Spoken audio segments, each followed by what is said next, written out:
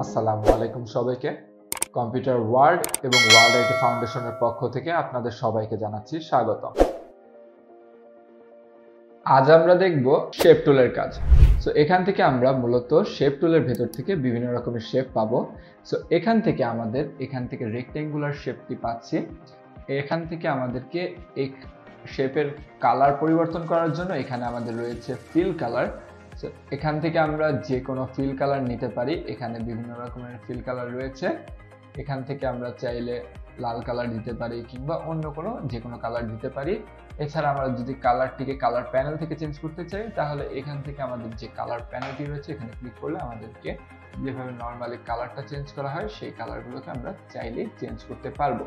এখান থেকে চয়েস করে দিলে আমাদের এই কালারটিতে ফিল হয়ে যাবে। এছাড়া আমরা যদি কোনো কালার ছাড়া একটি শেপ চাই, সো নো কালারের উপর ক্লিক করব। আবার যদি সলিড কালার চাই, এখান থেকে সলিড কালার উপর ক্লিক করলে সেই সলিড কালারটি চলে আসবে।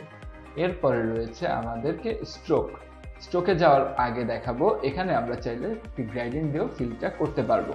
সো এখান থেকে আমাদের পছন্দ মতো গ্রেডিয়েন্ট চয়েস করে নিতে পারবো।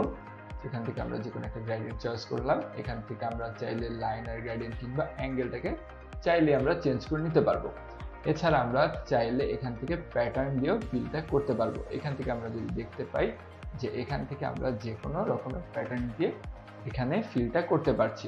আবার সিমিলারলি এখান থেকে আমরা যে কোনো স্ট্রোক কালার নিতে পারবো। স্ট্রোক কালারটা মূলত আমাদেরকে একটি বাউন্ডারি বা একটি আউটলাইন ক্রিয়েট করে দিচ্ছে। এখান থেকে আমাদের পয়েন্টটিকে বাড়ানোর মাধ্যমে আমরা এই স্ট্রোকটাকে হেলদি বানাতে পারবো। এখান থেকে পয়েন্টটি চেঞ্জ করার পরে এন্টার প্রেস করলে এখানে আমাদের কালারটি দেখতে পাবো। এখানে আমাদেরকে সিমিলারলি এখানে সলিড কালার আছে, গ্রেডিয়েন্ট আছে এবং প্যাটার্ন দ্বারা আমরা এই স্ট্রোক কালারটি অ্যাপ্লাই করতে পারবো। এখান থেকে আমরা রেড কালারটা নিলাম, এখান থেকে আমরা পয়েন্টটি আরেকটু বাড়িয়ে দিচ্ছি। এখান থেকে এন্টার দিলাম। এখন আমাদের এই শেপটার মধ্যে আমাদের একটি গ্রেডিয়েন্ট কিংবা একটি স্ট্রোক কালার অ্যাপ্লাই হয়ে গেল। সো এখন আমরা চাইলে এখান থেকে বিভিন্ন রকমের স্ট্রোকের পরিবর্তনটা করতে পারবো। তার আগে আমরা নিচে থেকে কিছু পরিবর্তন দেখে আসছি। আমাদের মূলত এখান থেকে মূল শেপের ভেতরের দিকে স্ট্রোকটি দেখা যাচ্ছে। আমরা যদি চাই স্ট্রোকটি ভেতরের দিকে না দিয়ে হাফ ভেতরে এবং হাফ বাইরে থাকবে, সেটাকে আমরা চেঞ্জ করতে পারবো। আবার এখান থেকে ফুল শেপটাকে সলিড অবস্থায় রেখে আমরা স্ট্রোকটাকে বাইরের দিকে দেবো, সেক্ষেত্রে আমরা সেই কাজটিও করতে পারবো। এরপরে আমাদের রয়েছে এখান থেকে ক্যাপসে যাওয়ার আগে আমরা একটু কর্নার্সটায় যাব। এখানে আমরা স্ট্রোকটিকে আউটলাইন বা বাহিরের দিকে আউটসাইডে দিয়েছি। এখন যদি আমরা এই কর্নারগুলোকে রাউন্ড করে দিই, তাহলে আমরা দেখতে পাবো যে আউটসাইডের যে কর্নারগুলো রয়েছে সেগুলো আমাদের রাউন্ড হয়ে গিয়েছে। এছাড়া আমরা যদি চাই বেভেল দিতে, তাহলে এখানে বেভেল দিলে এখানে স্ট্রোক দিয়ে একটি সমানভাবে কেটে যাওয়ার মতো করে স্ট্রোকটি অ্যাপ্লাই হবে। এছাড়া আমরা যদি এখান থেকে আমরা বিভিন্ন রকমের ক্যাপস পরিবর্তন করি, ক্যাপস পরিবর্তন করার আগে আমরা একটু দেখে আসবো যে এখানে আমাদের সলিড কালার দ্বারা স্ট্রোক অ্যাপ্লাই হলো। এখান থেকে আমাদের একটি গ্যাপ অ্যাপ্লাই করে আমাদেরকে স্ট্রোকটি অ্যাপ্লাই হলো। এছাড়া আমরা চাইলে এখানে ডট লাইনে আমরা এই স্ট্রোকটি অ্যাপ্লাই করতে পারবো। এখানে আমরা গ্যাপ লাইনটি নিচ্ছি আপাতত। গ্যাপ লাইন নেওয়ার পরে এখান থেকে আমরা যদি এখান থেকে এই ক্যাপসটাকে মিডল বরাবর দিই, তাহলে এই কর্নারগুলোতে আমাদের প্রত্যেকটি কর্নার রাউন্ডেড হয়ে গেল। এভাবে করে আমরা চাইলে রাউন্ডনেসটা চেঞ্জ করতে পারবো। আবার যদি আমরা এখান থেকে দিই, তাহলে এখান থেকে আগেরটার সাথে মূলত গ্যাপটি কনজাস্টেড হয়ে যাবে। সেখানে আমরা বিভিন্ন রকম ক্যাপস পরিবর্তন করতে পারবো। এভাবে আমরা চাইলে বিভিন্ন স্ট্রোক অ্যাপ্লাই করতে পারছি। এছাড়া আমাদেরকে যদি এখানে দেখতে পাই আমাদেরকে চতুর্ভুজটির হাইট এবং ওয়াইড দেখাচ্ছে। আর আমরা যদি পারফেক্টলি চতুর্ভুজের হাইট এবং ওয়াইডটি দিয়ে আঁকতে চাই, সেক্ষেত্রে আমরা এখান থেকে প্রেস করব লেফট ক্লিকে প্রেস করার পরে এখানে আমাদেরকে মাপ দেওয়ার অপশনগুলো চলে আসবে। এখন আমরা ওকে দিলে ওকে হবে। ওকে দিলে আমাদেরকে নতুন একটি সিমিলার সাইজের শেপটি ক্রিয়েট করে দেখাবে। এখন সিমিলার শেপ ক্রিয়েট করার ফলে পাশে আমরা লেয়ারে দেখতে পাচ্ছি প্রত্যেকটিতে নতুন লেয়ার অ্যাড হচ্ছে।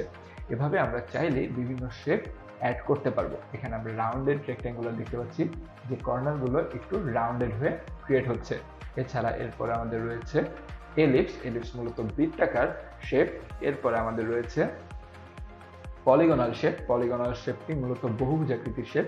এখানে আমাদের মূলত দেখা যাচ্ছে এখানে একটি পঞ্চভুজ ক্রিয়েট করেছে। এখান থেকে আমরা পঞ্চভুজটিকে চাইলে আমরা ষড়ভুজ কিংবা বহুভুজের যে কোনো সংখ্যায় আমরা অ্যাপ্লাই করতে পারবো। এখান থেকে মূলত আমাদের সাইডস এর ভিতর থেকে এখান থেকে 6 দিলে এখন দেখতে পাচ্ছি আমাদের ষড়ভুজ ক্রিয়েট হচ্ছে। তো এইভাবে করে আমরা ষড়ভুজটি ক্রিয়েট করতে পারলাম। এরপরে আমাদের রয়েছে লাইন টুল, যেটা দিয়ে মূলত লাইন টানা হয়, যেটা আমাদের সচরাচর খুব বেশি কাজে লাগে না। তো এখান থেকে আমরা কাজটি করতে পারবো। এছাড়া আমাদের কাস্টম শেপের ভেতর থেকে আমাদেরকে এখান থেকে দেখা যাচ্ছে আমরা যে কোনো কাস্টম শেপ ইউজ করতে পারছি। এখান থেকে আমাদের বিভিন্ন রকমের কাস্টম শেপ রয়েছে, সেখান থেকে আমরা চাইলে কাস্টম শেপগুলো ইউজ করতে পারবো। এগুলো একটি শেপ আকারে ইউজ করতে পারছি। এখন কথা হলো যে আমরা যদি কোনো একটা কাস্টম শেপ বানাতে চাই, সেক্ষেত্রে আমরা কিভাবে কাস্টম শেপ বানাবো। তো আমরা প্রথমে এই সবাইকে কেটে দিচ্ছি। এরপরে আমরা কয়েকটি চতুর্ভুজ এবং শেপ দিয়ে আমরা নতুন কোনো একটি ডিজাইন বানানোর চেষ্টা করছি। এখান থেকে আমরা একটি বৃত্ত নিলাম। এখন এখান থেকে আমরা অল্টার ধরে কপি করলাম।